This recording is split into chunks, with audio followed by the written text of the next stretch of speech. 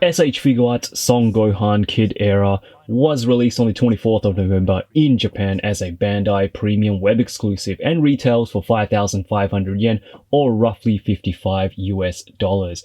Kid Gohan is part of the 7-figure lineup of characters from the Namek Arc that Tamashii is currently releasing over the next several months onto 2021, but also doubles as Kid Gohan from the Saiyan saga, as he does come with an extra head from how he is portrayed from that arc.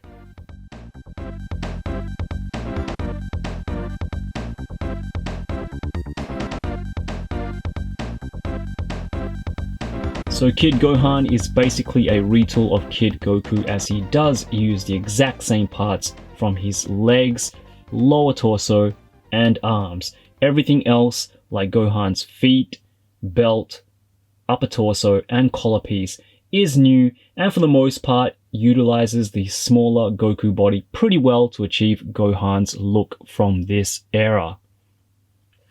However, there are certain angles that make Gohan's torso look a little long in my opinion, and the overall silhouette just a little unnatural. I'm not really sure how to describe it, but it kind of reminds me of Cucumber Rick from Rick and Morty. I don't know if you guys have seen the episode, I'm sure you have. He's got a really long oval shaped body with, kind of some limbs attached to it, and it just doesn't look all that natural to me. Even though we do get, the ab crunch here in the middle, I think I would have much preferred a single torso, much like the 1.0 figures. It would have shortened the torso a little, given Gohan better proportions and, a cleaner look overall. So as far as paintwork goes, we get some shading in the belt and in the collar piece, painted wristbands, and everything else is molded purple plastic.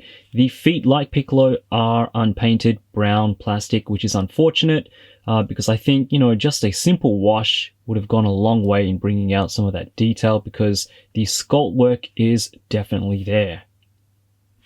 I am, however, going to finish off on a positive note, as I think the heads and faces are spot on. I think Bandai have really done an excellent job in recreating Gohan's look from the Saiyan and Namek arcs to plastic form. Something I've noticed about the new figures from Figuarts is that they are definitely going for a more animation look with their faces, which I think is great, and I really hope that they continue this trend.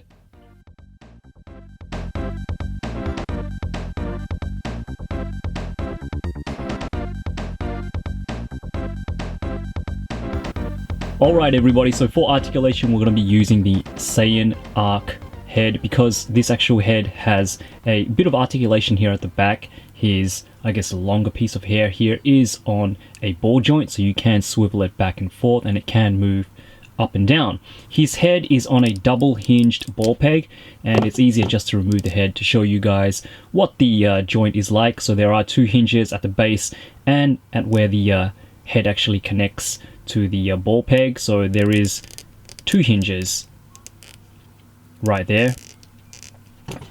The head just connects to that ball joint there. So Gohan does have side to side rotation. He can tilt his head left and right. Gohan looks up this much and looks down quite a fair bit actually, which is nice. Gohan does have butterfly joints at the shoulders, 360 rotation.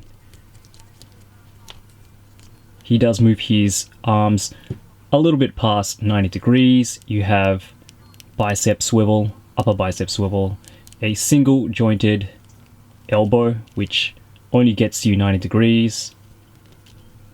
Swivels and hinges at the wrist. And for his torso, you can pull it up to give him a further ab crunch, but there is a gap there at the back.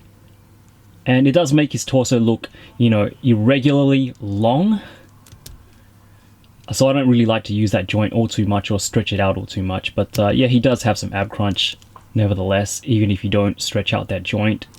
He does have waist swivel, and he can move his torso side to side tilt there.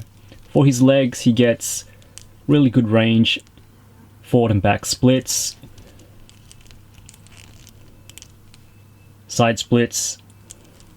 He has upper thigh swivel. I think that's a double jointed. Single jointed knee, and it gets a little bit past 90 degrees. It's not too bad. He does have swivel there at the feet or at the boot, and you do get toe articulation as well as some pivot as well, and it does move up and down, but not too much because of the way the boot or the shoe is sculpted, but it's decent enough.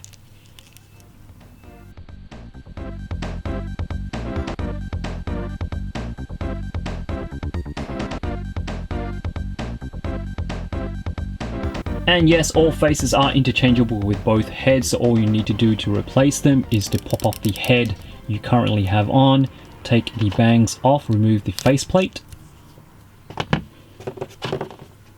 pop on the new head to the ball joint, swap out the faceplate, and put the bangs back on. For accessories, we get 2 heads with 4 interchangeable faces.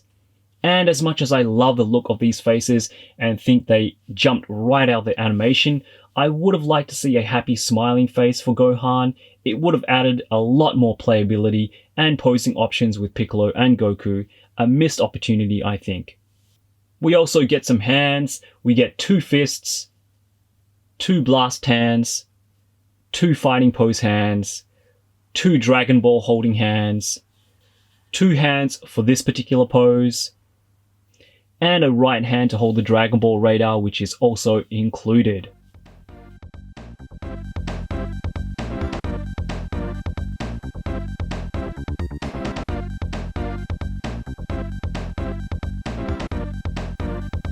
Though not a bad figure, I do think Tamashii could have given us a little bit more with this release.